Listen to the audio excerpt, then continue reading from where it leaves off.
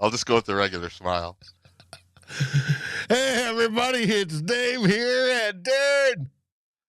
There's no show to see him. And what the heck's going on? Same, I'm massive fill-in this week, man. I feel like Brosmer. I mean, Hold hopefully on. I do a little better than Brosmer. I agree, but I just got a notification that the streaming stopped, and I need to check that it's still streaming. It's which of course would happen on this show. I kind of love what in the hell is the going glitches that happen. So what do you we had a power outage last night, and it seemed to screw everything up. Now it's showing we're at least streaming on YouTube, and that's what matters. All right, I want to welcome everybody here. We have Raymond. We have Chuck. We have T-Bass. The great T-Bass. Yes. Clifford. Chevy. Good to see you, my friend. All right. Guess who just decided to show up? Well, he's going to have to wait till after the intro. But that vocal boy, good to see you, Doc. Good to see you, and Too Evil to Hope. Doc. Yes. Too Evil, Doc. I love you. These guys really got it together. The great Raymond. Raymond was always a great supporter of Vikings Report. He was? I wanted to say that. Raymond Oakland, always a great supporter of our show, our old show. Yes. Now, to start the show, the playoffs may be out of reach, but the Purple are playing with fire. Yes. Fresh off the back-to-back wins, including the prime time beatdown of Dallas, our 6-8 Vikings head to MetLife to face a spiraling 2-12 Giants, a team that's dropped 8 games in a row. Today, we're going to break down the tough season-ending shoulder surgeries for Jonathan Greenard and Josh Metellus, 2 Warriors who gave it their all in 2025. We'll look at J.J. McCarthy's hot streak. Is the young QB finally turning the corner with a sharper decisions and bigger plays? Plus, a shift to the run-heavy attack, which both Drew and I absolutely love. Yes. And then we get word that Christian Darrisaw is out for this game and will be hitting IR starting Monday. Then we go into Drew's deep dive preview of why Minnesota should roll tomorrow in Week 16. It's all about finishing strong and building hope for 2026. So let's dive in on 2 Old Bloggers. Rock.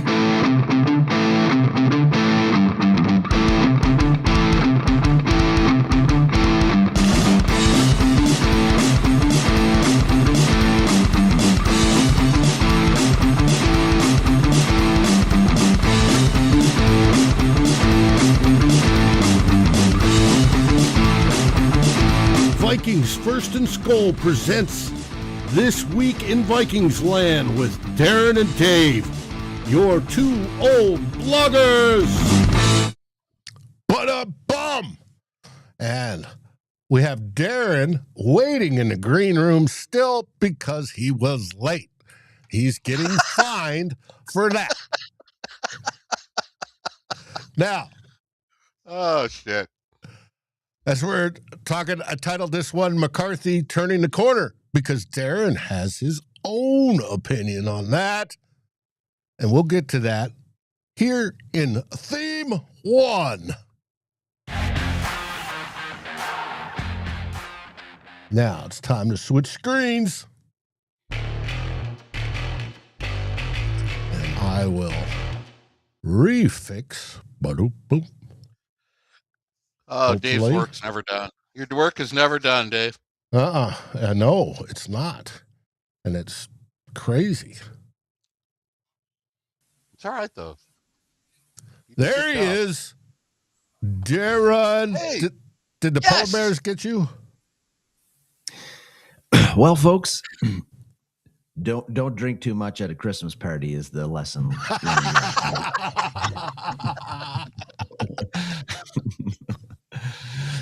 Oh, good. All right, we love that. I just got up like 2 minutes ago. Don't know where my cell phone is. I'm just like, but anyway, Perfect. I'm here. Perfect. I'm here. Okay. Well, you can look for your cell phone after the show. Now, Yes. we're starting off with theme 1. And as you notice, we have all 3 of us today. Finally. Yes, that's awesome. All right. Theme 1, Greenard and Metellus. And T-Bass is saying he went out ice skating with his grandkids or his kids today. Wow. So that is reminds me of holiday season in my old days back home, going out on the cove and doing a little bit of hockey. So, but anyway, I doubt you're going to be doing that today, though, right? You're not going to go. No, I'm not going to be doing that today, but I am going to be talking about the Vikings. So, yeah, we, Dave, Drew, we're getting to the point of the season where teams start making decisions on guys that they want to sit out for the rest of the year because they've been nursing some injuries. And this week we found out that KOC announced the 2 guys, Josh Metellus and Jonathan Greenard, are on. He put them on season-ending injured reserve at the end of the season. Not a great time, even though the Vikings are out of the playoffs, to lose those guys because they're team captains and they're defensive starters and important players on the defense. But I thought because their season has ended that it was maybe a good time to talk about how their years have been and do a postmortem on their years. And with Jonathan Greenard, I'm going to start with him. You could look at, it's easy to look at his 3 sacks this season, Dave and Drew, in 12 games compared to the 12 he had in 17 games last year, and think that he wasn't the same player in 2025 that he was in 2024. But we also know that sacks aren't the only way to determine a pass rusher's worth. And, you know, ESPN's got advanced stats, a whole bunch of them. And this year they had him ranked as 5th in the NFL with a pressure rate of 13.5%, which is very good. Pro Football Focus had his overall defensive grade at 74.2 this season. That's 28th amongst 112 qualified edge rushers that they ranked. And they also credited him with 47 pressures, which is good for 18th amongst those 112 edge rushers. He's also got 12 quarterback hits, which is tied with Dallas Turner for the most on the Vikings. And he's got 8 tackles for a loss. That's third most on the Vikings. And also, I think, Dave and Drew, if you had a stat for almost sacks, you know, I think that Greenard would probably lead the league or be in the top 5 on those. Because I can think of at least 8, maybe 9, maybe 10 times this season where he's had the quarterback dead to rights, got a hand on him or 2 hands on him. It looked like he had a sack and he just couldn't close the deal. So, especially with Caleb Williams.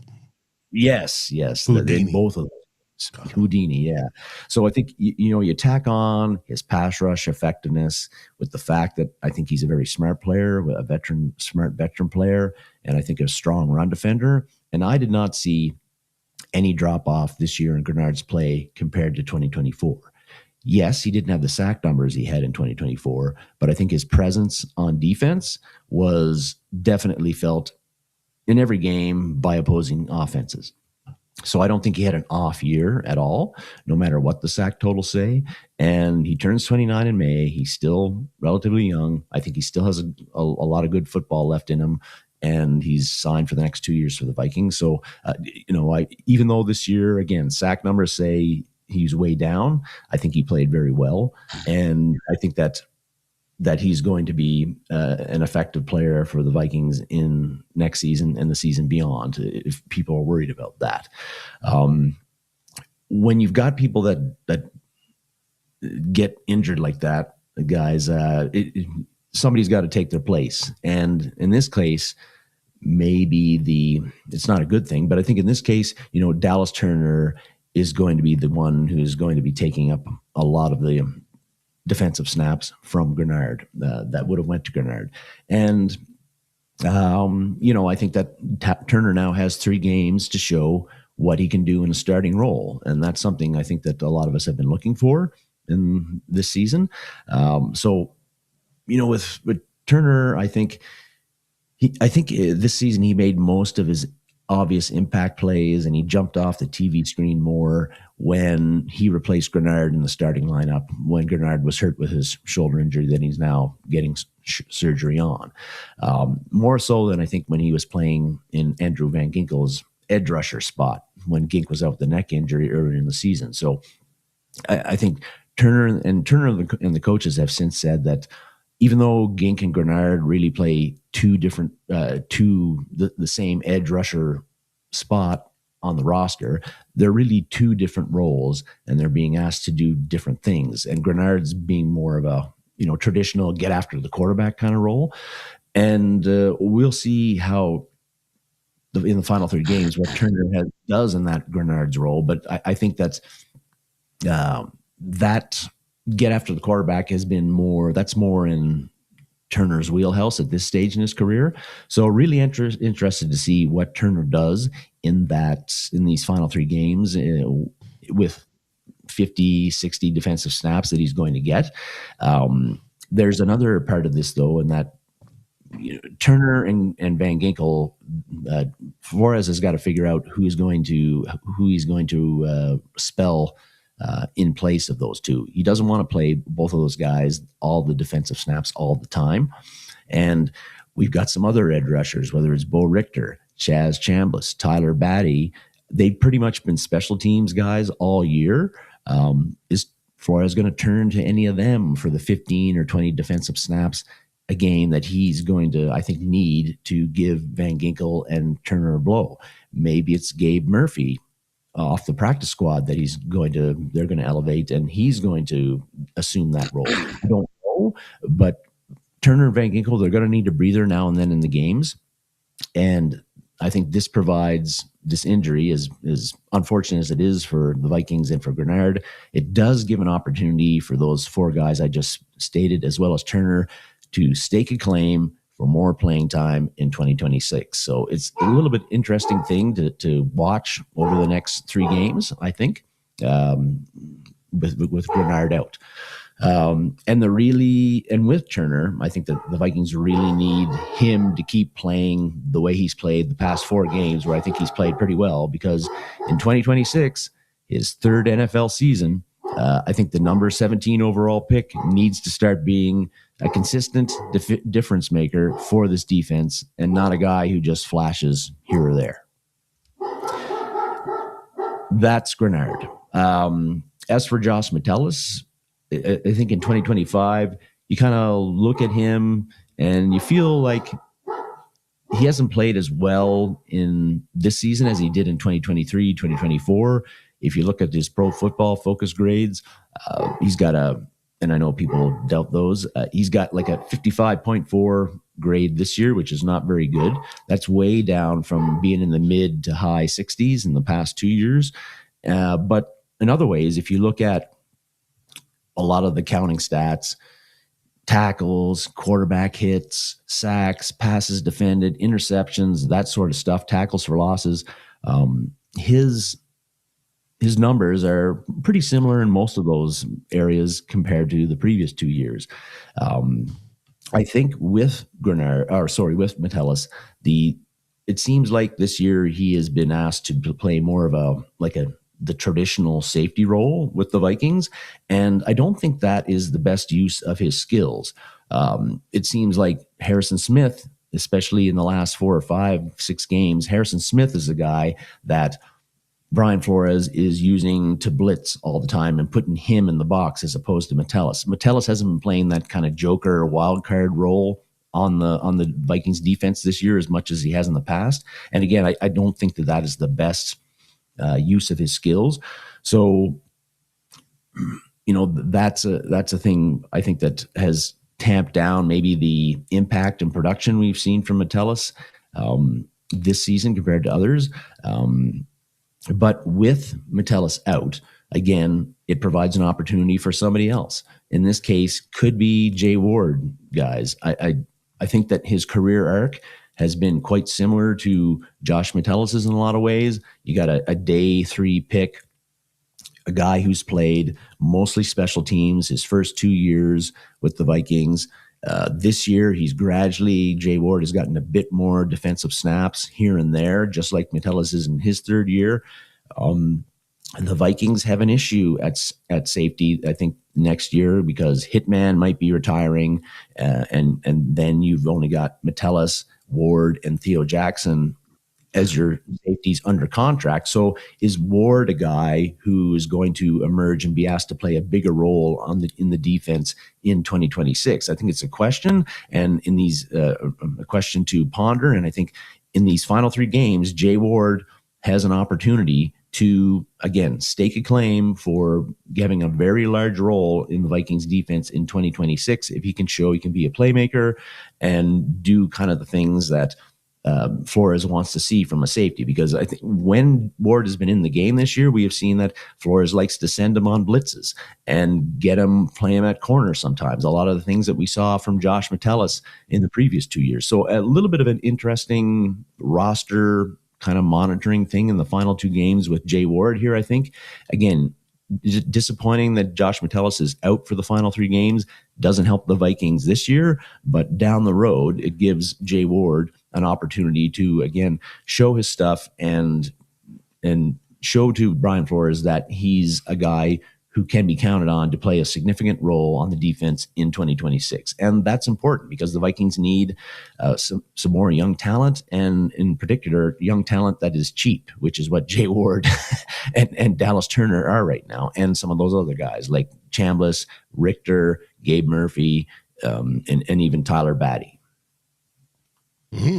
Interesting. I agree. It's Josh Metellus has not played his normal Joker position, and it's because of how they've had to deal with Theo Jackson not panning out like everybody figured he would at the beginning of the season. So they dropped him back. They're not playing as much big nickel, and that's where he tended to shine. But there's always next year. And he, like one of the guys said, he was hurt since preseason, the shoulder. And that's got to be rough. If it's a labrum, you can't hurt it more technically, but every time you crank it and you hit it, it's got to hurt. So who knows? He's playing out of position. Mm-hmm. He's a joker, as I call the rover guy, that he has on that defense. That's his position. When you take anybody out of their natural position, Darren, Dave, they're not going to perform as well. I think I would have, I'm not sure about Jay Ward. I would have safety pretty high on my draft list for first, second, third, right around, first or second at least, because if Flores stays, I think he would love to have like a Buda Baker, Derwin James, Brian Branch. I mean, that's what we were looking for when we drafted Harrison Smith, a smart center fielder who can also rush the quarterback, cover in the mid-range, cover deep, cover shallow. I mean, Harrison Smith has been a great, great player for us. So, and at the time when we needed him, we've had him for so long back there monitoring the safety position, we haven't had to worry about it, which is what you want from your draft picks. You want to get a guy you don't have to worry about for 10 years. Left tackle, middle linebacker, running back, whatever, even though the running backs don't last that long. But I haven't looked at the safeties yet because I don't start my draft stuff till February. But I would seriously be looking for, and when you get safeties, Dave, they're kind of like guards. There's a couple real good ones early, and then you're taking a mid-range after that, 5th round, 6th round. But there's usually a couple guys who stand out, like a Buda Baker, or so. If you have a safety like that, there's so much more you can do. And I do not think Harrison Smith plays anymore after this season. I think he's going to hang it up, which is fine. He's been a great player. He's a Hall of Fame player. Been one of the best Vikings ever. But you got to consider that a void for next season. I don't think they have it on the roster.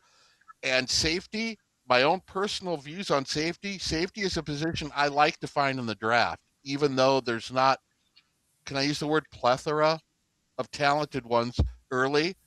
I don't like going free agent on the safeties. I don't. I just my own personal thing. Some people like getting free agent safeties. I don't. I want to get a Derwin James or a Buda Baker. I want to draft somebody that's so. But you have to go in the first round or early in the second to get a guy like that. But that's going to be a big hole to fill next year. I don't know how important it is on the Vikings list, how high up the draft list it is right now.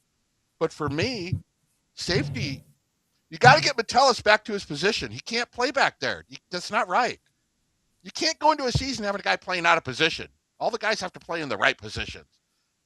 With Metellus, the position we know that he's playing, if he does that, there's a void back there without Harrison Smith. Is there somebody on the roster that can fill it in? I don't know. I would look to draft somebody. With Smith, it's not just what he does on the field, but what he does up here, right? So it's the knowledge, the defense, and everything else. Too evil to hope says getting Downs would be nice, and so far, according to Tyler, Downs is the only first-round safety on the board. This draft class is going to be rough. Is he going to be there at 12 or 13 or wherever the Vikings 14? Very well, maybe. Or yeah, well, you very rarely see safeties go in the top 15. So if he gets taken, there's going to be a lot expected out of him. But he's a good player. I saw him play against Michigan. He's a pretty solid safety. Plus, he can do other things all over the field, like Metellus. But he's mostly a two-deep safety, maybe a strong safety. He's a good player. He might fall right where the Vikings are drafting. Who knows? But I think they need a corner also. So I'm right in the basket on that with drafting. The Vikings don't have a decent, I don't want to say a decent corner. They're not good enough at cornerback, but they're certainly not good enough. Do you think Theo Jackson's a starting safety going to walk right into Harrison Smith? I don't know. Oh, heck no. And Jackson, I think, is one of the reasons that Jay Ward is probably going to get a lot of playing time here over the next 3 games, is it seems like Theo Jackson has fallen out of favor on the defensive side. Drew and Dave, early in the season, he was like the third safety that they had on the field, but he missed a couple of games for concussion. Last week he was back, but he didn't really play on the defensive side. Jay Ward did, so it feels like Flores has decided that Jay Ward is the guy that is ready to step up and get more playing time than Theo Jackson. So I think that Theo Jackson is not, based on how the playing time has been allotted lately, that he is not the guy to step in for Harrison Smith. It's going to be Jay Ward that does that, or unfortunately Metellus becomes Harrison Smith or plays more of a deep safety role, and Jay Ward becomes kind of the Josh Metellus, Harrison Smith guy who's in the box all the time, being blitzed, being put in the slot to cover wide receivers, that sort of thing. There's only one guy that could play the Metellus role. That's Metellus. Yes. Jay Ward's not going. I forgot to mention, if you get access to Pro Football Stats this year, when I was talking about where Metellus hasn't played that joker wild card role on the defense, you can see his pass rush, number of times he's pass rushed and the snaps he's played is way down compared to the previous 2 years. He's not playing in the slot nearly as much as he did the previous 2 years. So it seems like, again, he's playing more of a traditional safety role with Wars. And again, like you were saying, Drew, like I was saying, that isn't the best use of his talents. But they've sort of had to do that because of the way the defense is, and Theo Jackson not playing as well in more of the traditional deep safety role, I think. There's not a defensive coordinator in this league that handles his injury problems as well as Brian Flores has. The defense for the Vikings has been the strong point of their team all season, besides the kicking and punting, which nobody really cares about for some reason. But we care. Defense, I care about it. I write posts about the kicker and the punter all the time, but everybody always says, why are you writing posts about the kicker and the punter? The Vikings defense, look at early in the year, no Cashman, no Van Ginkel.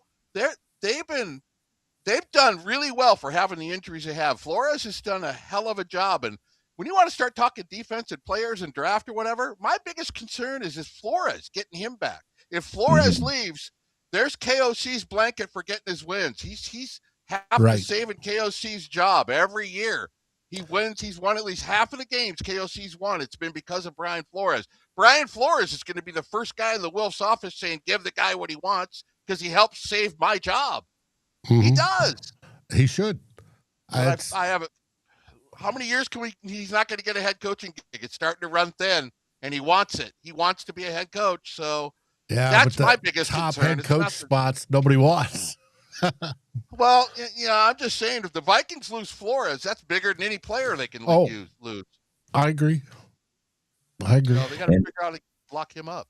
We have talked about this on the show a couple of times recently about how the Vikings need to approach Flores as soon as possible after the season is going, and what does it take to get you back as a defensive coordinator if you're not a head coach in the NFL next season, which I don't think he's going to be, just based on all the names that I'm seeing in the articles of defensive coaches who are head coaching candidates, like Chris Shula and the Rams and even Salah and the 49ers, and on it goes. You don't hear Brian Flores' name mentioned. A lot of reason, I think, is because the Vikings record is 6-8, and people just don't notice defensive coordinators or offensive coordinators on teams that aren't making the playoffs. But like we've said, when you look at the job he has done, pretty darn good this year with the things that have gone on, and with the way the offense has played and put them in a bind so many games in bad positions with turnovers and all that crap. Mm-hmm.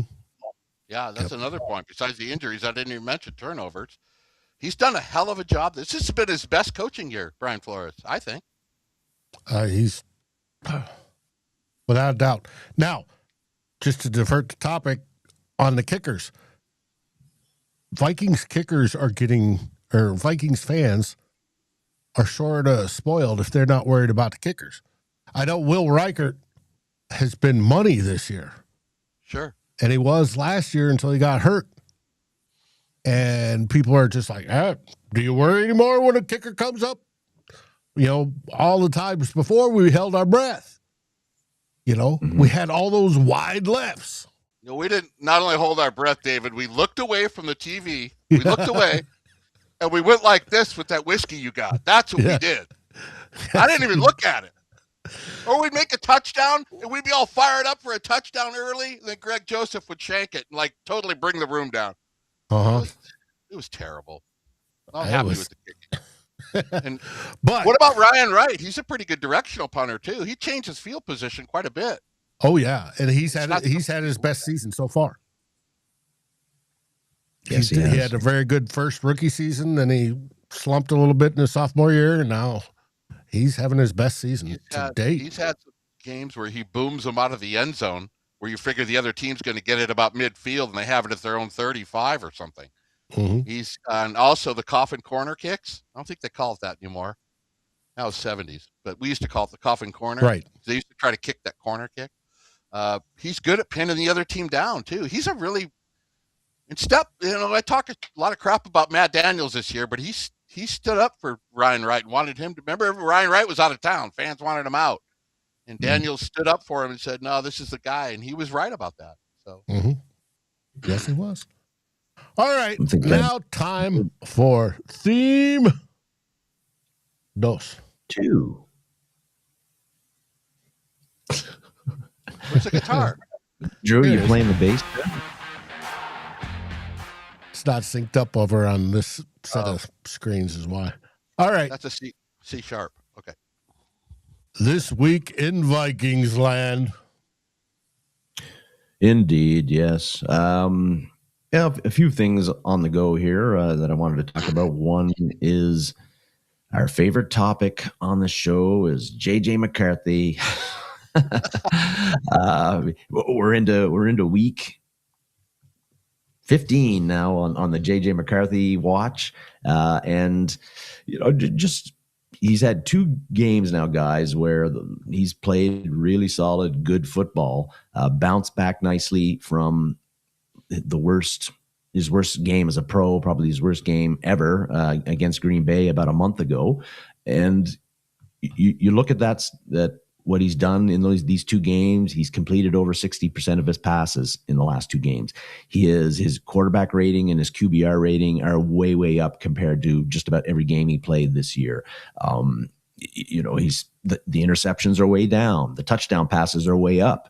And I think eye test wise, I see a more decisive, confident JJ McCarthy out there right now. He's getting rid of the ball and being decisive when he does it, and he's also getting rid of the ball quicker, and that's a good thing because he was holding on to the ball too long.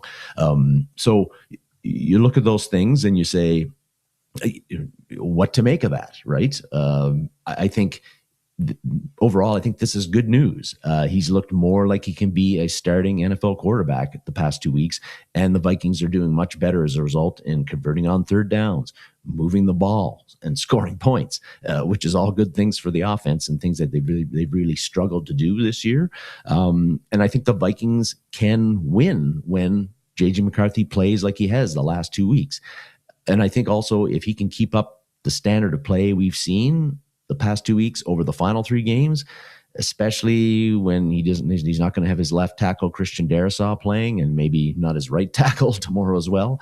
I think if he plays well over these final 3 games, Drew and Dave, it's going to provide the Vikings with a better handle on how they should approach the quarterback room in the offseason, which I think they still have to bring in somebody decent to be as an insurance policy for JJ McCarthy, but it would give them some pretty good film data, whatever, that McCarthy can be the guy. I think it also, if he plays well over the final 3 games like he has the previous 2, it's also going to give him some confidence going into the offseason that he can be a successful NFL quarterback. I know that J.J. McCarthy has said during the struggles that he's confident. He's always a confident guy, and he's confident he'll be successful as a professional football player. But I also believe that, if you don't have sustained success during games, after a while, it must get hard to stay confident because you just don't have that belief if it's not what you're doing in practice is not transferring over to the game. So I think really important, he keeps stacking solid games on top of each other heading into the offseason, even though these games are meaningless games for the Vikings out of the playoffs, but they're not meaningless for the players. They're certainly not meaningless for J.J. McCarthy and his future. I don't think it's accurate if people are thinking that, McCarthy has turned the corner so far. I think it's more like he's peeking around the corner. I think he's still struggling to complete passes when he's pressured. He's still struggling to consistently complete passes that require some touch or finesse.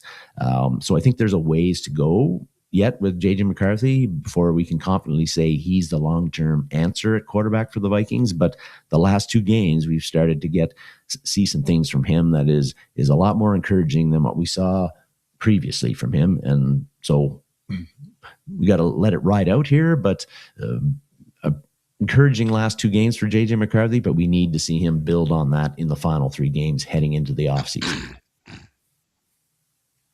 Part of that's making correct decisions, which he seems to have been doing the last couple games. Sure. Especially. And what's the reason for that? Is it the simplified game plan? Is it Kevin O'Connell? Is the game plan actually simplified? I did. I don't know enough about offensive football and film watching to say that. We got our first slant to Justin Jefferson last week, but first one because they completed. KOC generally doesn't call slants. But if you want to call simplified, keeping the running game going instead of just throw, then yeah, simplify it. The running game works. Imagine that. Even if you're getting 2.8 yards per carry, the play action works. That's a big point. That's what I was just going to say. The play action works for McCarthy. All I could say, and kind of try to condense this thing, being I watched all his games, I'm a Michigan fan, brought my team a national championship. He has looked like the old J.J. McCarthy that me and Ruby watch all the Michigan games are used to seeing. The smiling, the confidence, the gritty into the end zone. That's J.J. McCarthy. He looked so out of sync in those first like 6 games, and my wife said it best. He's not being coached right. There's something they're giving it. He's wrong. This is wrong. This isn't who he is. So there has been with the change, whatever concept they've drawn down, it's working. And you need to start McCarthy out with the small book and then add some pages in there, Darren, Dave, to make it a little bit bigger book, and then add some more pages in there. And then he'll start chucking it deep or having more confidence too. He's a confidence quarterback. He is a confidence quarterback, but he's also a not quitting quarterback. He doesn't care what people say about him. He really doesn't. He never has. But he has looked so much different. Let me put it this way. His skills haven't got that much better the last 2 weeks. He's the same JJ McCarthy. There's something else that has changed. And what has changed is dumbing down that game plan. That's what has changed. So I'm telling you, he's played a couple crappy defenses. He's got another defense tomorrow that's crappy, 31st in the league. But all he can do is play the teams that are in front of him and try to get better every week. I can just go off what my eyes see. The last 2 games, that's JJ McCarthy. Those other games, I don't know what the hell he was doing. When he was sitting back in the pocket and holding the ball too long, I was sitting there with my wife going, this is when he runs. Sugar Bowl, this is when he runs out of the pocket. Either throws it downfield to Roman Wilson or Blake Corum, or he runs for a first down. He always gets out of trouble and then makes a play. The first 6 games, he was sitting in the pocket, and I'm looking at the TV going, you son of a bitch, KOC, let him go. You got to let him get out of there. You can't. He wasn't going to leave the pocket. He was told not to leave the pocket. You got to let him freelance a little bit. I know KOC hates that. He wants quarterbacks like Sam Bradford. Stand there and throw it. Stand there and throw it. Stand there and throw it. But if you wanted a guy like that, you shouldn't have drafted this guy, because this guy's not going to. He's not made a 7-step drop. Stand there, Darren, and take a sack. JJ McCarthy's going to look. First progression, maybe the second. If it's covered, he's getting the hell out of there. But he's a good quarterback on the run because he just doesn't run it. He can throw on the run really well. So I can just go by what I've seen the last 2 games, and it's not like he figured it out starting with Washington. Oh, look, he's a different quarterback skill-wise. No, the game plan changed. The plan for JJ has changed. And the KLC, to his credit, Mr. Stubborn, I'm going to do it my way because I want to be Sean McVay. He's stuck. He realized he needs to not be Sean McVay for at least for a while. I'm just shocked that people have such non-patience for JJ McCarthy. What do you expect him to do? What's the development time for a quarterback? What do you want him to do? Come on. Oh, they expect Super Bowl rookie year. It's crazy how people you think you know, but you don't know. Mm-hmm. Well, I think part of the deal was when he said, just make good football decisions and stop worrying about what we're telling you to do with your feet. Right. And your arm and everything else. Yeah. Because he dropped back and he goes, all right, are my feet in the right spot? I got to, wait a minute, this one's too, and he's thinking. And he doesn't need to think. It's all got to be subliminal. And he's got to drop back and then look at the progressions, right? If we're going pure progression, 1, 2, 3, 4, 5. And go from there. When he gets in a habit form is what I call it. When he's playing with confidence, he made a play last week. Can't forget he threw that early pick. He didn't shell. He didn't have a towel on his head doing the Cam Newton on the bench, sulking. He came out and I'm not going to be, and he kept coming back. Dallas kept taking the lead. He kept leading the team down the field. He made a play last week, and there was a mesh route in front of him with 2 tight ends. And he looked at it, and I think he pump faked it to get the defensive end pulled over, the linebacker, and he threw a perfect quick pass out to Aaron Jones, and he ran like 20 yards with it. And I'm watching the game, and I said, hell yes, that's how you do it. That's how you do it right there. And that's what he can do when he gets into a groove and he gets some confidence. It was beautifully done. But to have that guy sit in the pocket 7 steps deep and just stand there until he gets sacked by Micah Parsons is ridiculous. It's not what he is. So I'm glad to see things have progressed a little bit. Long way to go, like Darren said. He's just peeking around the corner. He's got a long way to go and a lot of development to go, but, if he puts together a 3-game run right here, like David said, we're going into next year. I still think there should be some competition for him there, because competition only makes you better. Mhm. But he's turned it around quite a bit for me. Well, speaking of KOC, Yes. I was thinking last week, Drew, Dave, on the Inside the Numbers segment, Drew, you talked about how the Vikings, they don't need to change their play calling against the Cowboys, that you felt that they had found an offensive identity finally. And I got to thinking about that all week because we talked a bit about it during the show. And I was like, yeah, they got an identity, but will it work? And you were like, I don't care if it may not work, but it's the right thing to do at this point in time. And I think that's very true because it's an identity, and it's an identity we don't associate with Kevin O'Connell in this offense. One that, and the identity is it's leaning more on running the ball and using heavier personnel. And I think you can see that in the past 2 games where you've got a Vikings offense that scored 30 plus points. They hadn't done that in any game other than the Cincinnati Bengals game this year. And they've scored those 30 plus points. And even though they're running the ball more than they're passing, they've run the ball 13 more times the past 2 games than they have passed. When has that ever happened in the Kevin O'Connell era? I can't remember it.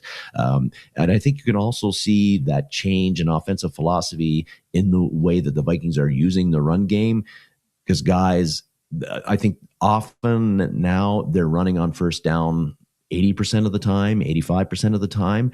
And even if that run isn't successful, say it only gains a yard or 2, I think you're seeing O'Connell often dialing up another run play on second down. Again, in the past 3 years, if you had a first down run and it wasn't successful, or only got a yard or didn't get a yard, or they lost yards or they got 2 yards, the Vikings almost always passed on second down after that. Like, it had to be like 99% of the time, it feels like. But again, in the past 2 games, I think O'Connell's sticking with the running game more, something fans have asked him to do in those situations. And, I think he's doing that to keep McCarthy out of as many obvious passing situations as possible, and keep the third downs at a manageable distance. And finally, you're seeing, I think, this new offensive identity also in the use of more heavy personnel.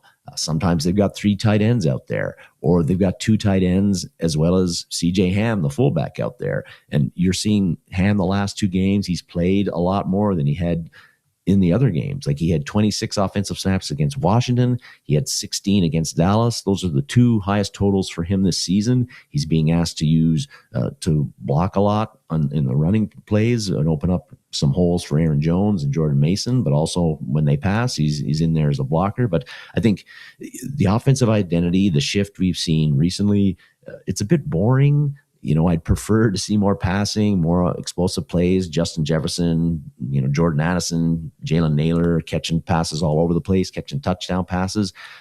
We're not seeing that. But the past 2 weeks, even though it's a bit of a boring game plan, offensive strategy, it's been effective. Albeit against 2 of the worst defenses in the NFL, but it's still been effective. I don't think O'Connell prefers this new identity. I think he'd prefer to be passing a lot more, but I think he's also realized that you can't run the offense the same way he did from 2022 to 2024. Like, McCarthy isn't ready to run that offense yet. And if he has McCarthy sitting back, throwing 35 times a game or thereabouts or more, it's going to lead to a lot of bad outcomes for the Vikings offense. So I don't know if this is going to continue to be the Vikings offensive identity in 2026, but for 2025, I think it has to be their identity, even if it doesn't work. Well, I think KOC always likes to hunt for explosives. He talks about it constantly. He added more last week and got more last week. Yes, he did. The reason why is he kept the run game going. He used play action pass. And it's whether he wants to call it progressions or whatever, with good blocking on the interior O-line, it gives JJ time to go through his progressions and say, boop, boop, boop, go, boom. And hit the long ball to Speedy or to Addison or to TJ Hawkinson like he did last week. And that's all he's got to do. But you know, Dave, we talked about the identity.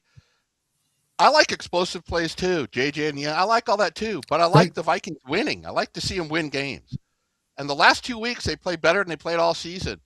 That Bengals game kind of got out of the Bengals' way before it even started. They had the defensive touchdowns and everything, but the most consistent they played is the last 2 games. I don't care who the opponent is. They found their identity.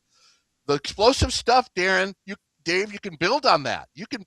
That's what I just started talking about. You add chapters to the book with play action. You let JJ graduate up to that. You can't. Right. He's trying to start him out with that. You don't do that. You do it how they're doing it right now. Those big plays are going to come, man. They are. They're going to be there sometime. Now, Rapp had a guest on this week a couple times, and he said KOC gave him the whole works, the most difficult stuff from the beginning to see where he'd fail. And I'm thinking, no, that's not how you train somebody. And he says, well, that's how I train my sales associates that I'm bringing up. I give them the difficult, and I bring it down to see where they failed, and I work from there. And it's like, no, it should be more of, we had training records, and it was like, can you do this? Yes, check it off. Can you do this? Check it off. Yes. Now, can you do it was a check. Are you proficient at it is another check. And then can you deviate from it is a third check.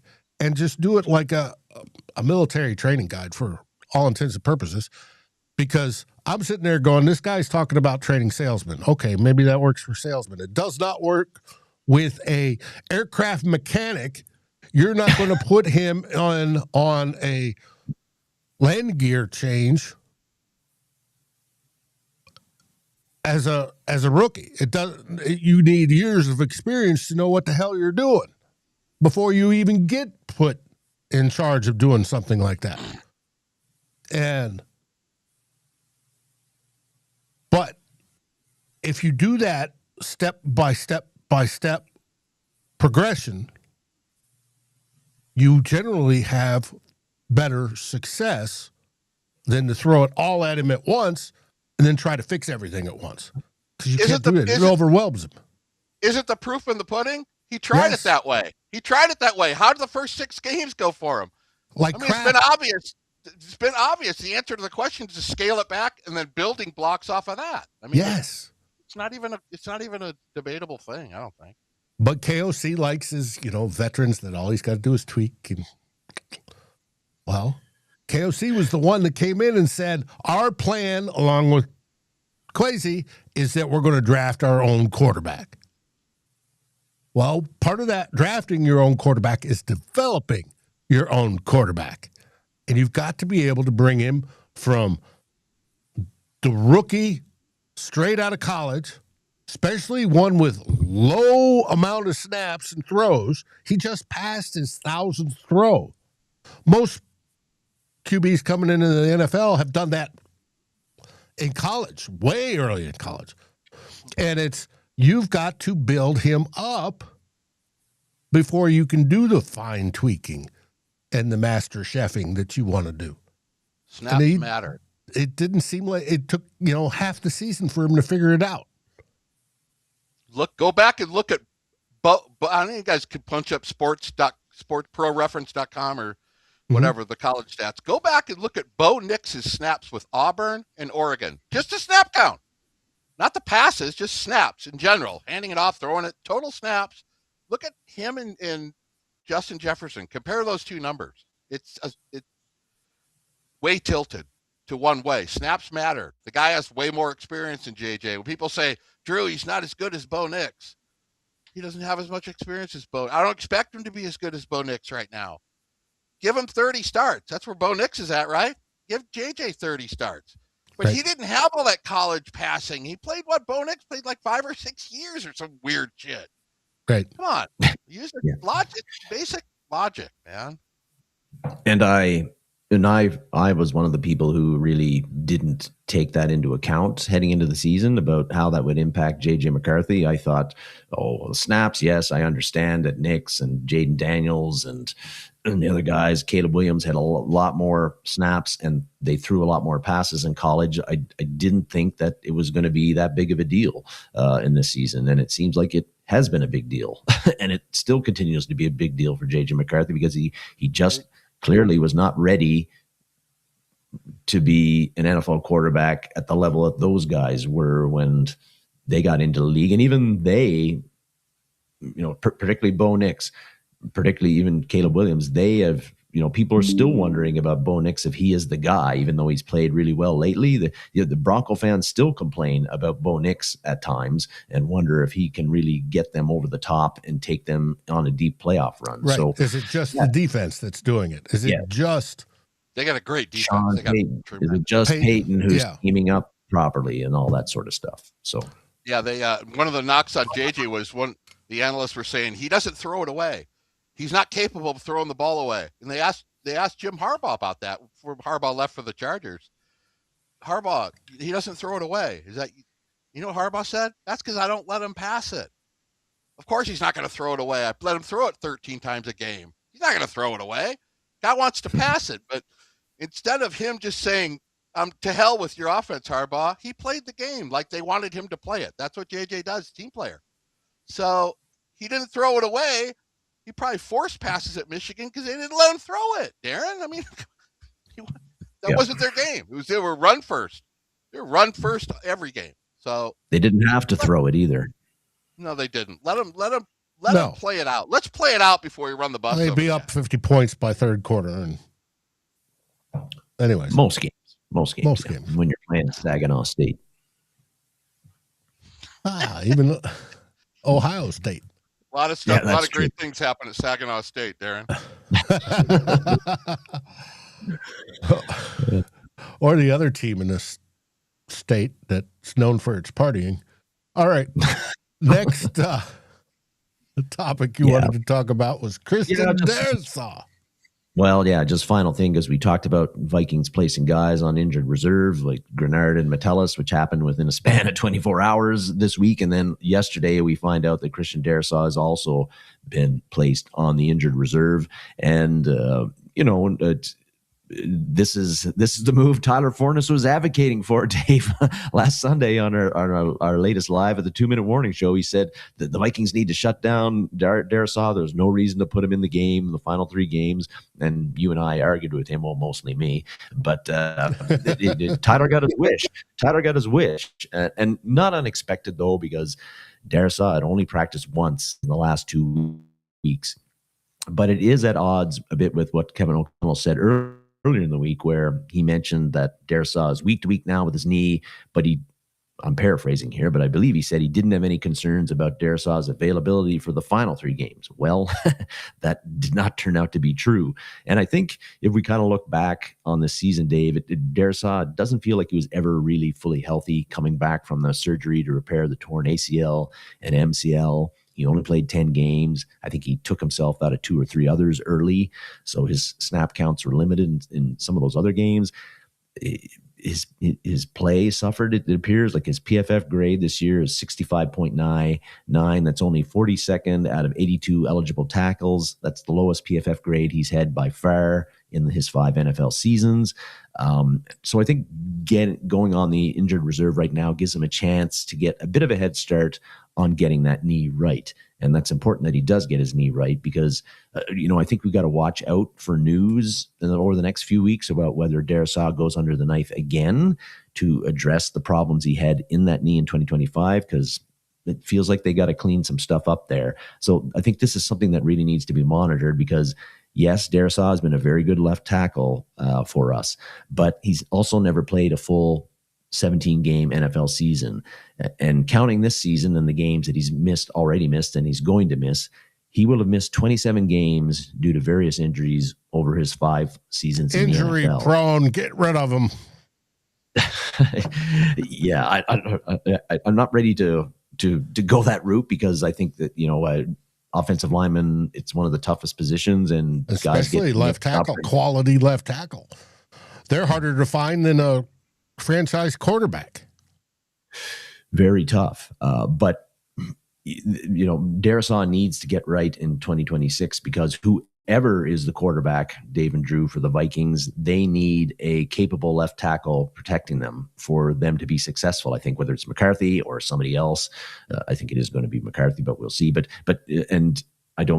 So Darrisaw is that guy, but the issue, of course, is, like Bud Grant used to say, the best ability is availability, and can Darrisaw stay on the field in 2026 and beyond? Because that has been an issue his entire career. And yes, and he came to us injured. Yes. Mm-hmm. So something to monitor with Darrisaw and his health over the offseason. Again, we need for him to come back as 100% healthy as he possibly can be, and that need to be as 100% healthy as it possibly can be. Right. Now, if it says it's been swollen, so that tells me there's something actually wrong, as in there may be scar tissue or something in there that needs cleaned out. Right. That it's not just a mental, I don't trust my knee thing. Tyler Fornes is exactly right, 100% right. Or, as I call him, one of the Allman brothers. Tyler brings a lot of truth to what he says a lot of times. He knows a lot about football, and that's the right call on this thing. They were not in the little playoffs. You got to protect the guy and look forward to it's all about next season. How's McCarthy going to do? We're going to get Flores. It's rolling into looking at your draft guys, but there's no reason to have Darrisaw out there if he's not 100%. There's no reason to have any player out there if they're not 100%. And Darrisaw, when healthy, when he's playing, is one of the top tackles in this league. That being said, I don't trust the guy to play a full season. And like looking at safeties in the draft, I seriously would look. I mean, who's the backup? What do we got? Walter Rouse? Is he the backup tackle? Is he a swing tackle? There's really nobody else. No. Well, Justin SKOL is, but he's on a 1-year deal, and likely terrible. Won't be back. Right. Rouse is the swing tackle. SKOL's terrible. Behind Brandel. Brandel's your number one swing guy. One tackle on the practice squad, Max, the big Italian, Percher, 6'7", 325. He's not ready. He's bounced around on a bunch of teams. So I don't know. He's probably not the answer. Then they got two other guys in the practice squad, Bird and what's that? Vershawn Lee. They're both guards. They're not going to play tackle. So I would look in the draft, and I have started doing tackles a little bit and wide receivers in my draft stuff and trying to get a head start, probably like the Vikings are doing, because the season is the season. A guy like Drew Shelton out of Penn State, very good left tackle. I'm looking at the mid-round guys, because they're not going to get anybody early. They're not going to get all the tackles. There's 5 or 6 that go in the first round. I'm looking at a guy that might be able to fall from the late second into the third. Would be a Drew Shelton, the big Carmona kid out of Arkansas. Hope develops. Yeah. Yeah, but no, my point is find them in the mid rounds when the main guys have gone, because you're still getting main guys that could turn into starters, like Drew Shelton from Penn State and like Carmona from Arkansas. I'm just against getting those 7th round tackles from Bologna Tech and Waffle University Oklahoma University, yeah, aren't going to play, that are just have no hope. And I'm certainly not advocating for going to getting a free agent that's been in the league 12 years and he's been on 18 teams and he's got 2 bad knees. I don't want to go that route. I think the best average is the mid-round, looking for a tackle mid-round. I know they had a lot of positions to fill, but you got to be ready next year, because I don't trust Darrisaw. I think he's a great player, but like if you lose your tackle, like Dave just said, you're in trouble. And the 2 guys I mentioned, Shelton and Carmona, they're not ready to play week 1, but you have to start stacking some depth of quality guys. SKOL is terrible. Drafting some guys that are actually going to make the team, yes. Yeah, but there's a fine balance between a mid-round guy, Darren, and going to get in the 7th round from Bakersfield College. Right. Some guys that I've watched some guys on this list. This is a terrible quarterback draft, but so far the tackles and the interior O-line and the interior D-line and the linebackers are all looking pretty good. This is going to be a good draft. Don't let the quarterback stuff fool you. This is a horrible quarterback draft, but there's a lot of great players at other positions in this draft, and I think the Vikings should go for a tackle. I think they should somewhere in the mid round, third, fourth, whatever. Maybe get a value of somebody who slips, Darren. Funny you bring that up, Drew, because when the season's over, we do our off season. We look at each position and talk about where the Vikings stand at that position, who they might bring in free agency and who they might draft. Do they need to bring in anybody, that sort of thing? And I have been thinking about the offensive line. I think we got to overhaul our depth there. The 5 starters are I think are fine, but we got to overhaul the depth there. And do you, like you said, do you look at bringing in, because you know that your tackles are going to get nicked up and miss a game or two here or there, and worst case scenario, they miss a whole lot more. And we have seen the Vikings, they don't have a guy they can bring in who's a backup to play capably on left tackle or right tackle, and it really screws up the offense completely. So is there I think there's an argument to be made, like you said, for drafting somebody, a tackle early in the draft, not the first round, but say second, third round, fourth round, who isn't a scrub, like you said, and can develop and come in and be a guy when the Darrisaw or O'Neal get injured, can come in and give you quality tackle play. I think there's a real argument to be made for that because of how important a position it is. Right. Even if they're not starting. Even if they're not starting. And like you said, it's not going to be a first round. You're not going to draft a first round tackle as a backup player. You're never going to do that. But I'm talking about getting a guy in the mid-level that's not a scrub pool guy. I mean, we'd all like to get guys sixth, seventh round tackle that turns into, a Hall of Famer. Munoz. Yeah, we would. That's Dave. Dave's talked about the percentages with the draft. You should do a show on that because Dave Stefano knows the percentages by position of who's successful. I've heard him do that on a show about 3 years ago, and it was one of the most interesting things I'd ever heard. You should probably think about doing that, but I'm not going to tell you the direction of the show because I am just a lackey. I have to do I would recommend research, get updated numbers, but they're pretty much the same. That was really good stuff, though. How guards, what rounds are successful. You did the whole thing, and it was really good. And the only ones that basically didn't slide all the way down was tight ends. That's what she said. They would slide and then they'd get a bump in like the 4th and 5th round and then slide back down. Anyways.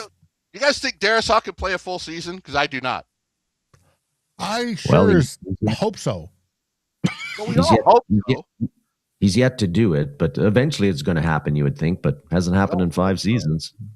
I hope when I go outside, Jennifer Lawrence is standing at my front door. We all hope, but it's not going to happen. Yes, we do hope that. Or Kay Adams. Yeah, I like Kay Adams. All right. Darren, what comes after theme 2? Theme 3. Theme 3. Oops. There we go.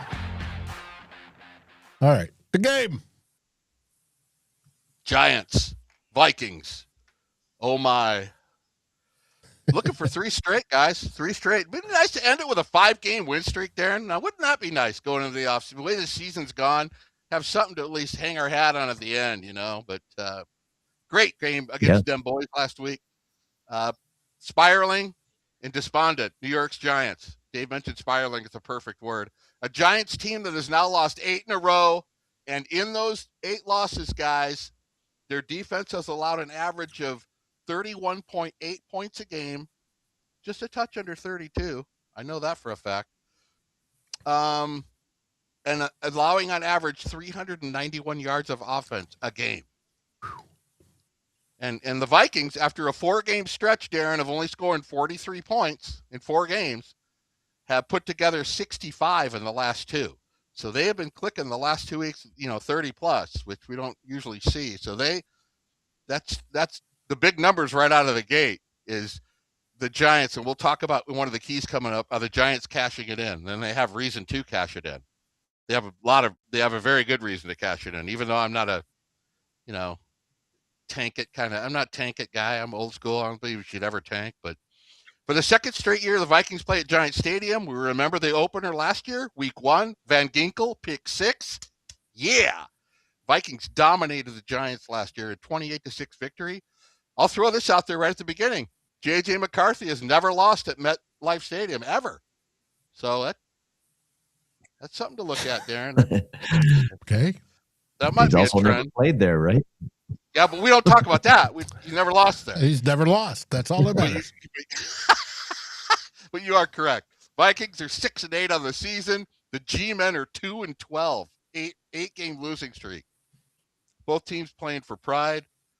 I guess the Giants are playing for coaching staff positions too, because they've lost a bunch of those guys too. But look, if you look at the numbers, when we break down the numbers this week, the Vikings offense versus the Giants defense, Vikings are in the 20s on all total offense, 29th. They're mid to low on everything, points, rushing, passing. Because they started out slow. Right. And fucked up. And it's hard. It's hard to get those. It's hard to work on rankings over the year, even if you make a drastic move and get, like they've gotten 65 points the last 2 weeks. That really hasn't moved them up in the points ranking. They're still 25th, because so much damage done early. But look at the Giants, 30th in overall defense, 29th in points allowed, rushing, 31st. They got to get the ground. They're 31st in rushing, and they're 2-12. You combine those numbers together, that takes your will out of it. That wants you to get on the golf course quicker. That makes me not want to tackle in the cold and the outdoors at New York. It does make a difference if you're in a playoff run or you're trying to tackle Mason coming through the line. 31st is terrible. 154 allowed. Vikings got to crush that tomorrow. They have. Speaking of cold, here's your weather report. Yeah, I got it. Let's see if mine's the same as yours. Go ahead. It's supposed to be 44 at kickoff with a 38 feels like and a 13 to 15 mile an hour wind in the Meadowlands. As of an hour ago, it's 44 to 47, and the wind is down to 8 to 9 miles an hour. Woohoo! Cool. So, I did mine last night, so cool. Which is different because when you look at that game they played against the Commanders last week, dude, it was like The Shining at the end with Nicholson. It was cold as shit that last week against the Commanders, who they lost to, guys. They lost that game. That tells you how much their heart's into it. The Commanders, they beat the Giants 29 to 21 in the bitter cold. They don't have nothing to play for either. And they didn't even have Daniels. Vikings cannot. There's no reason they should lose this game. We say that during the year a lot. Turnovers, Minnesota -13. Only the Jets have a worse turnover ratio than the Vikings. It's been one of our problems all year. But I will leave this message to the fans out there listening.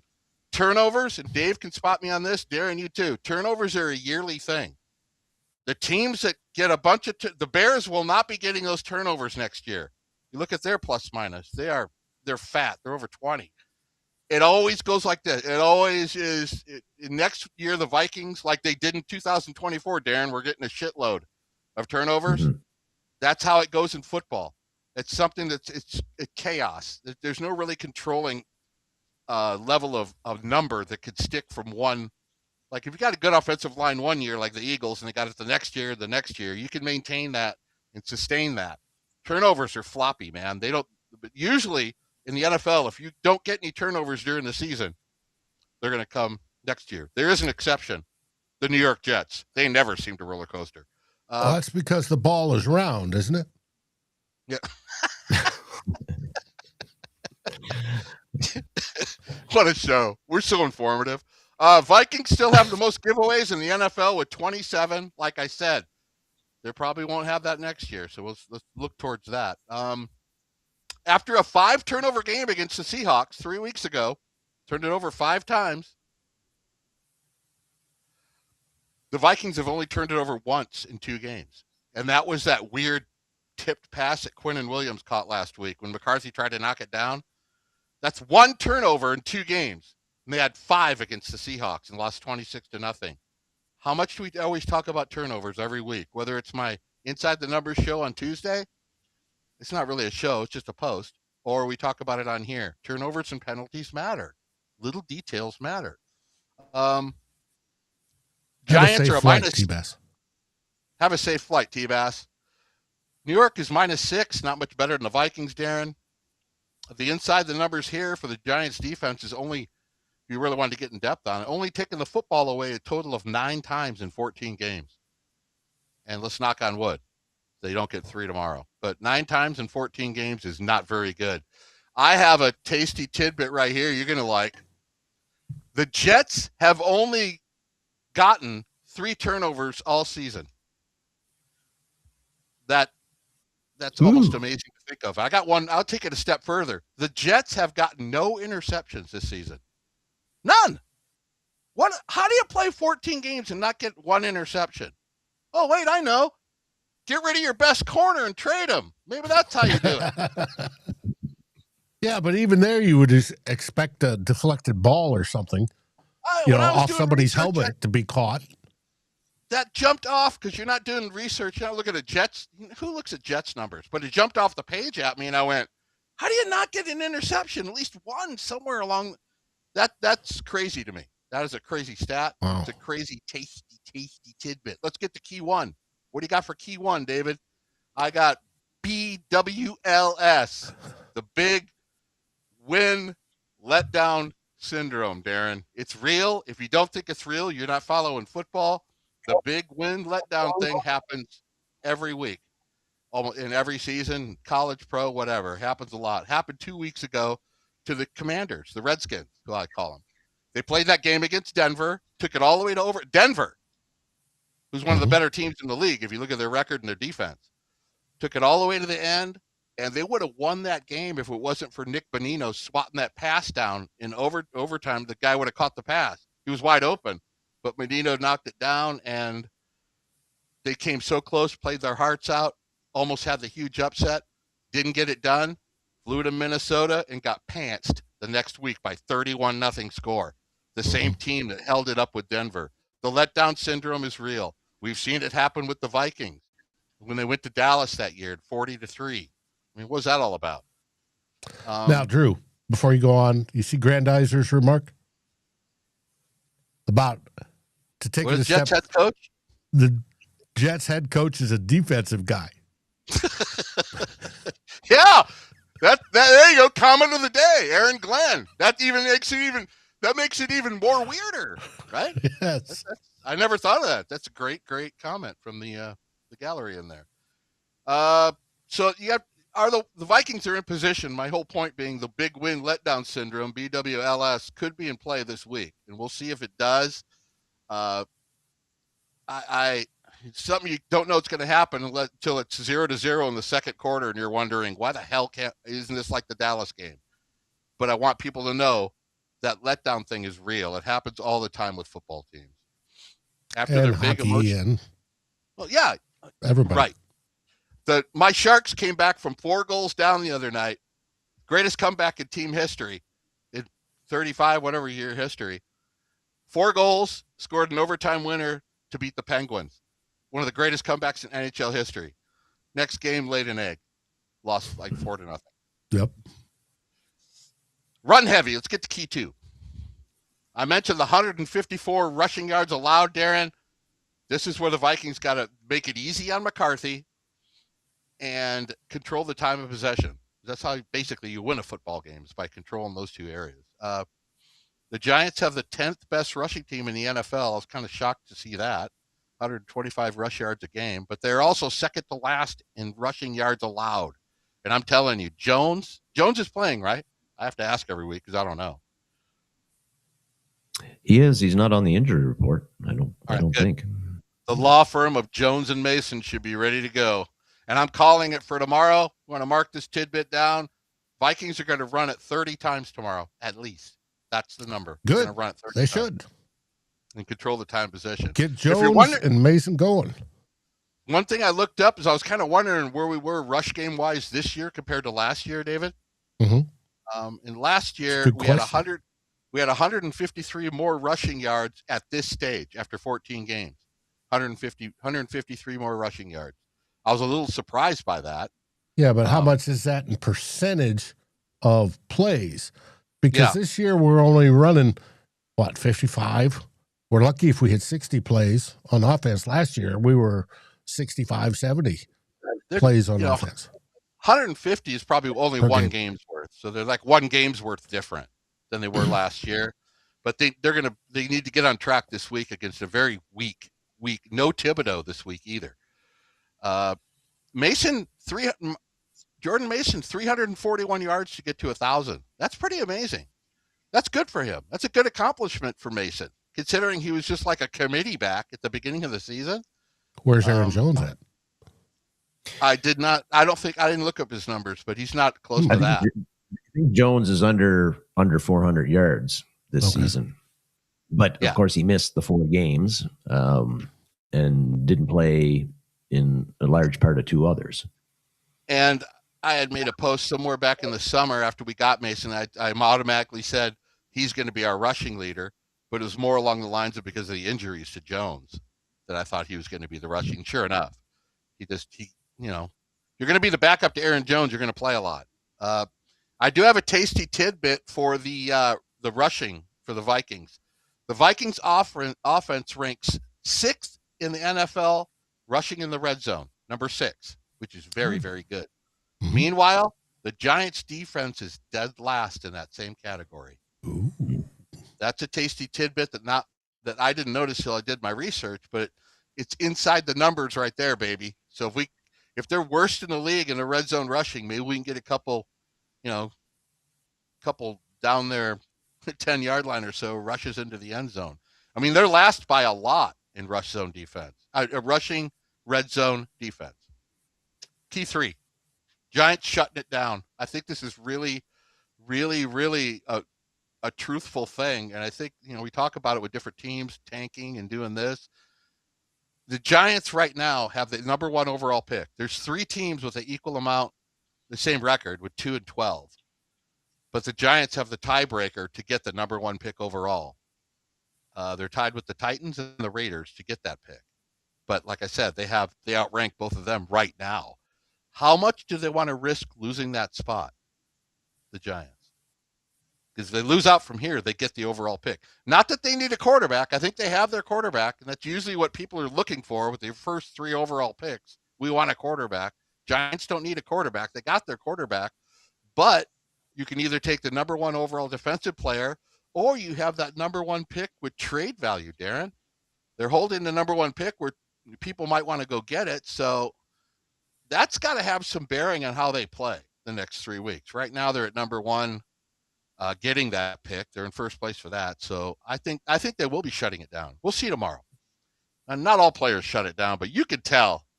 You can tell when, players are, Fred Smoot tackling, and you can tell when guys aren't going to, when you haven't been on the Love Boat, it affects you. Summary, Vikings must take care of business. The Giants don't do anything really well at all.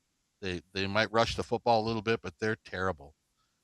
You look at by position, you go by the position groups, you go by the tendencies. The Vikings are clearly the better team. Giants, again, have lost 8 straight. Interim head coach. Dart versus Flores, Darren. Come on. You can't feel happy about that if you're a Giants coach. Dart hasn't seen anything Flores is going to bring him. They can't be happy with that. That battle right there is going to go the Vikings' way. I got the Vikings rolling, winning by 8. I got them at a 63% chance of winning after I process the numbers in my brain, in my mind, and in my head. That's why you should. I don't know if I wouldn't mess with the over under in this game. I think it's 43. Vikings are favored by 2.5. Wow. This is another game it's the same with the last 2 divisional games, the Lions and Packers. This is to see how they finish out the season. Another game, another step towards that. And I want to see Richter. Darren mentioned Bo Richter, Gabe Murphy. I want to see him in there. I want to see what these other guys can do. I want to see Turner kick people's asses, and I think a lot better. He's more fit to take over Greenard's spot than he can't play Van Ginkel's spot right now. But Turner's starting to turn the corner of, people have said, what's wrong with Dallas Turner? We drafted him so high. If you go back and watch his tape and talk to the coaches at Alabama, they had no structure, Dave, Darren, none.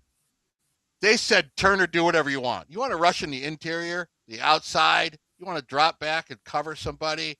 You want to blitz whenever you want to. They had no structure for that guy. None. And in Minnesota, he showed up and probably thought he was going to get that. And that's not what you get here. So I think the slower development with Turner has been learning his role, learning the system. He never had to do that at Alabama. He do whatever you want. So I think that's more than his skill set, which has been kind of a slow start. I think it has more to do with that. And as you see, when he starts to figure it out, he's starting to figure it out. He is going to be a dominant player in this league. Plus, because bulking up this year's helped. Right. And learning both the Van Ginkel and the Greenard roles. He was Dallas Turner, whatever level of football he's played at, he plays in the backfield. You got to get those players that play in the backfield. Some guys are just back in the backfield more than others, but he has had to learn his role under structure, and he's starting to figure it out. By this time next year, I think he'll be a Pro Bowler. I think he's going to end up being a really solid player for the Vikings. Dave mentioned the weather. We're all good with that. Officiating crew.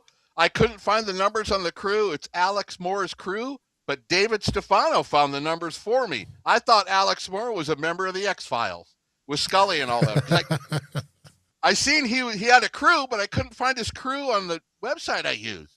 But Dave, you found it, so you tell us what his tendencies are. Remember, officials matter, just like turnovers, just like penalties. Everything matters.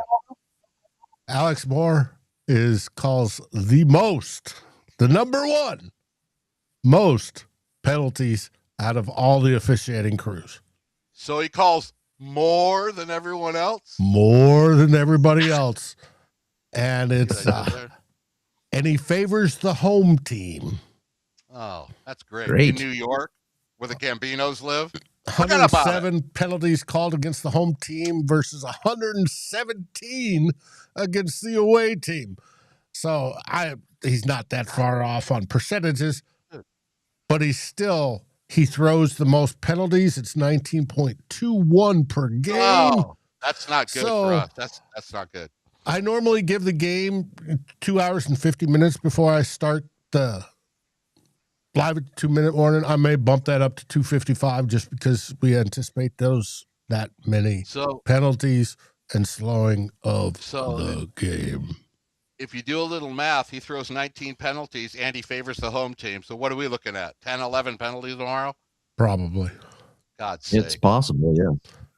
Probably. And that's what usually leaves an underdog in the game. I'm hoping New York doesn't even care about this game and they just say, don't win. We want the Vikings to win. As we discussed in the pre-show, the Vikings have to start fast. Sure. So that the Giants are already thinking about their tea times, their plane trip to Cancun, whatever they are, right? Christmas, they're already planning, and they're done by halftime. Otherwise, if we start slow or get behind at the beginning and we're chasing the score, that Giants pass rush, that defensive line, which is generally considered good, quite talented at least. They haven't played so well this year, but quite talented. Their whole front seven is kind of, could cause some problems. But chasing the score, you mentioned, something Darren mentioned earlier was the identity of the Vikings. Even the offensive identity is changing to a point where they're not chasing the score and the score is increasing, like the Seattle game or the Chargers game. One of the best things I saw last week in that Cowboys game, Darren, was their ability to answer back. When Dallas would score, the Vikings kept answering back. And I haven't seen a lot of that this season. I haven't.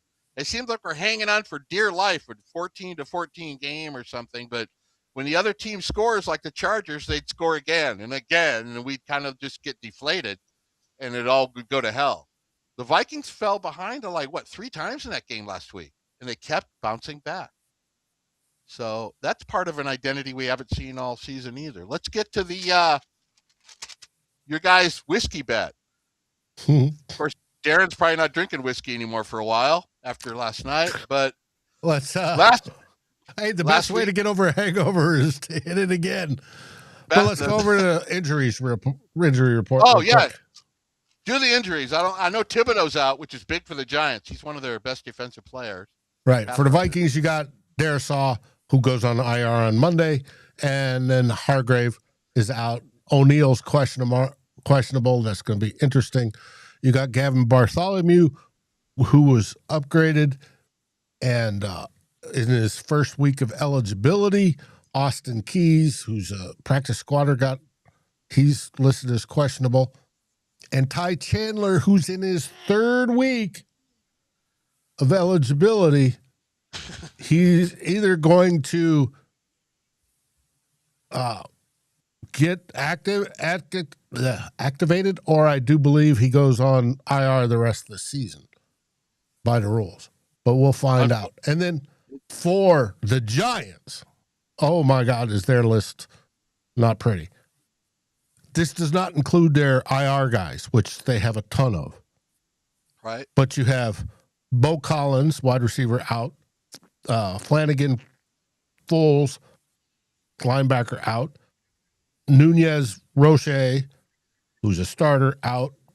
Kayvon Thibodeau, like you said, their best rusher, is out. Art Green, cornerback's out. Andrew Phillips, starting cornerback's out. Wow. And Joshua Izudu is questionable. I shouldn't say out. Those last two are questionable. But they're hurting just as badly. And probably worse. And then throw in the mental deal of, hey, we've lost 8 in a row. What does, losing another one do? We got our coach fired. I don't want to crap on Brian Burns on the other side of the defensive line. He's probably just as good a rusher as Thibodeau. Both those guys together kind of carry their defense. But Roche's, that's 2 defensive linemen they're down. And they're already second to last in rush defense. Vikings got to run the ball tomorrow. I'm telling you. If they don't run it near 30 times, it's a bad playbook. I mean, make it easy on J.J. McCarthy. I mean, people that love explosive plays might not like it, but I want to win. I don't give a shit how we do it. I'm kind of happy with how the last 2 weeks have gone. I'm not happy about Justin Jefferson not getting the work, but the Vikings, this is how we wanted to finish the season. 3 weeks ago after the Seattle game, we're saying, let's see what we got the rest of the year. Well, this is what we're doing. We're on game 3 of a 5-game stretch, and they're doing well. So the competition's going to skip up here in the next couple of weeks, but it is what it is. You only play who's on your schedule. You don't get to, Right. And the next couple of weeks are interdivision, so that's going to. I did not know they were down a corner. That is a big thing. Thank you for the injury report. Let's get to this score thing we have going all year, the 5-question over-under, or not over-under as I call it. It was 9-9 going into last week. Darren Campbell won 4 of 5 categories last week. David got the McCarthy yardage exactly on 250, he predicted. He had 250. Ooh. I wish that should probably earn him more than 1 point. That's almost impossible to do. But you know what? When you're looking for the impossibility in sports or in life, David Stefano, look at that monologue he did. He's our John Facenda, I'm telling you. But we got Darren won 4 out of 5 on it. We got a new 5er this week. If you guys care to play, they could do it real quick. We always start out with J.J. McCarthy, but this week, yes, we are starting out with J.J. McCarthy. J.J. McCarthy, rushing yards. Give me some numbers. Rushing? Numbers. Yes. 15. I'll go 25. Now my pen doesn't work. All right, wait. Let me get another pen. 15 and 25. He averages 19 a week, so we'll see if that comes out. J.J. McCarthy, passing yards. Dave apparently knows this one more than anybody else, so we'll see if you can get 2 weeks. If you get 2 weeks in a row, I'm going to send you $100. $275. Best game yet. That is amazing that you did that last week. Right to the yard, baby. I'm going with the 210. 210 for Darren, 275 for David. Vikings total offense. They're averaging 279 yards a game. What do we got this week? 334. I was about to say they're going over 300. I'll go 350. 350. They should, being all that stuff we just talked about. They're not over 300 this week. They're kicking the ball around. They're drunk. Change mine to 349, so they're in a tie. 349. Okay. last two questions. Touchy subject, but we're going to keep doing it every week. Justin Jefferson receiving yards this week. I'm thinking he's going to have a rare breakout game. I'm going to give him a 107. 107? Mm-hmm. Whoa! That would be nice. He would be happy then. What does he have? Like 14 the last 3 weeks or something? 20 yards or something? It's been low. But he needs, I remember how much he needs to pass 1,000. And I know that is big for any receiver. KOC to get him, because he's passed 1,000 in every year of his career. He's at 832 right now. There's only a couple wide receivers. Boss is one of the only ones that have done that for 5 years. But he's at 832 right now, and there's somebody else who did it too. Rice? Mike Evans. Mike Evans. Good job, Darren. Good. I'll give him 98. I put down 832. Let me change that. That would be a record. Flipper Anderson. That would break Flipper Anderson's record. Here we go. Total Darren points. went over 100. I'm going 98, which is probably too low. Yeah, he went 107. You go 98. So I like both those answers. JJ's getting that, then we're looking pretty good. Vikings total points. 31 2 weeks ago. 34 last week. 36. Look at Dave. How much of that whiskey you sipping right now? I like it. Well, this is my second one, but it's good. It's early times. I got it off a list of the top 10 whiskeys or 12 whiskeys under $50. Hold it up. I'm going to buy a bottle. I'm going to buy that. I've never had that either. For a liter bottle, it's only $28, and it's outstanding. Is it smooth? It's 100 proof, bottled in bond. And it's just got the right amount of spice and the right amount of sweets. It's a typical bourbon. I looked up the mash bill, and it's mostly corn. I want to say 70% corn, and then it comes in at what was the second ingredient? Darren, he's looking up the corn mash content. Is that inside the numbers or what? Yes. Come on. And I would say it's wheat and then malted barley, but it is. God, it's so good. I haven't found anything better than that Crown Royal, that apple Crown Royal. That is tasty. That is tasty. If you like apple, what's the hard candy? Mike and Mike. Jolly Ranchers. Oh, yes, Jolly Ranchers. Yeah. Dave has 36. The Gulf War. 27 what? 27 points. 27 points. What happened during the Gulf War? I didn't have a cavity in my life. Yeah? Up until after the Gulf War. And it's because the Gulf War, people would send us sort of stuff, all sorts of things. But we'd get pallet loads of hard candy.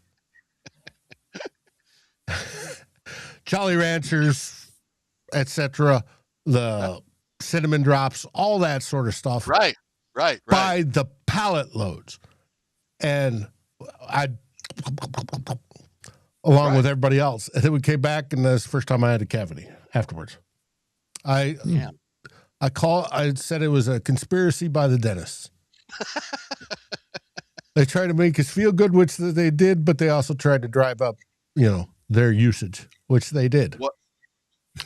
Oh, my last note here going out the door. Thank you for everybody showing up. Like and subscribe. Thank you for everybody listening to my preview, and you guys. Thanks for having me on the show this week for the whole hour. I didn't mess it up. Hope I didn't mess it up too bad. What if somebody offered you a second-round pick for Jordan Addison for the draft? Would you keep Naylor and take your second-round pick for him, or would you keep him? Ooh, interesting question. Yeah, that's why I just waited till the end so you could ponder on it. Is Addison worth more than a second-rounder? More? I think that's the ceiling for him. I don't think he's worth a first-round pick, is he?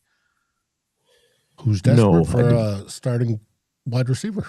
Well, That's why I picked second round to make you think a little bit more. Is that high enough? Would you take it, or would you even like think about the idea of that? Because Naylor is certainly coming on to be a good. Could be a wide receiver too. Yes. I mean, you always want draft capital, but would it matter the way Kwesi drafts? I mean, might as well keep Addison. Well, that's a whole question too. And we'll get into that after the season's over, guaranteed. Well, you know what? Just save that thought process, and we'll talk about it next week when we do the preview for the Lions, I think, or something. We got the Lions. Yep. Yes, we play the Kittens on Christmas. Imagine sweeping the Kitties. That would be a great season, right? Something to hang our hat on there, huh? But speaking of which, Christmas. First off, want to wish everybody in the chat, all our viewers, a happy and blessed Christmas. Hopefully it goes well for you and yours. May you eat great food and drink great beverages.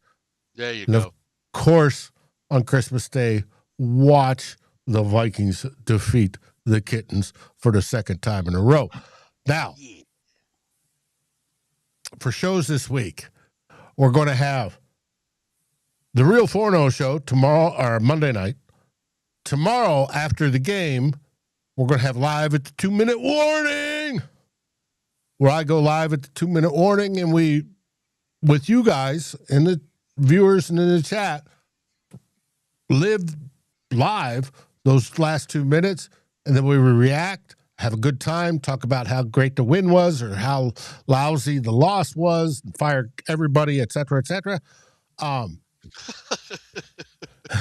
We're going to have a crossover this week with guys from Bleachers Report because I like them. We're going to talk about their team and their season. Can they spoil the Packers, especially if the Packers lose?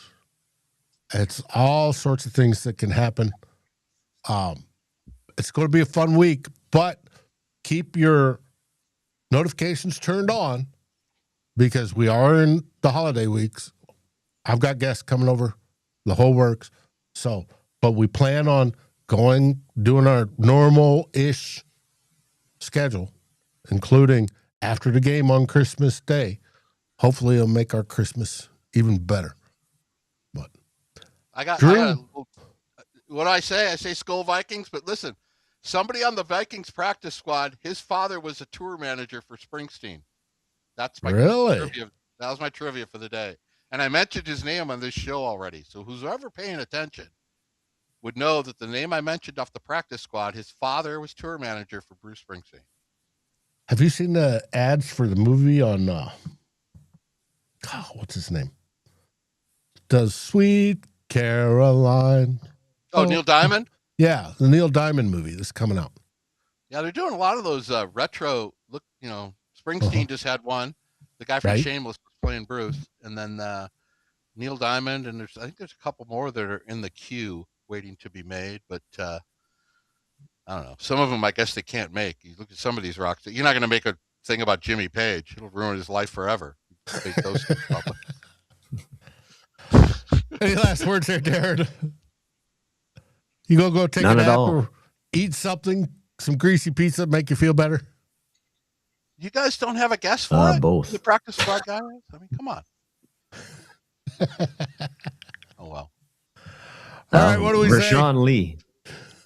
Huh? No. Vikings, baby. Same position as Rashawn Lee. The Birdman. Hank Bird. Henry Bird's father was Springsteen tour manager.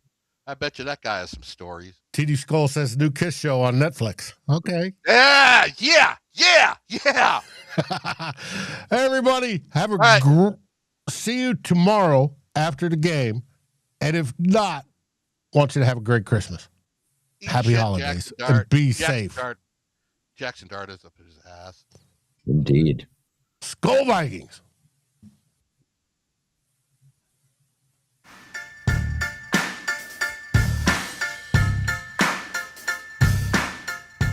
Like, subscribe, and ring the bell. And rate us on your favorite podcast aggregator. Darren and Dave, thank you for watching this episode of Two Old Bloggers. We look forward to seeing you on every show on the new Vikings First and SKOL. You can find our podcasts as part of the Fans First Sports Network. Sports takes for the fan, from the fan. SKOL, everybody!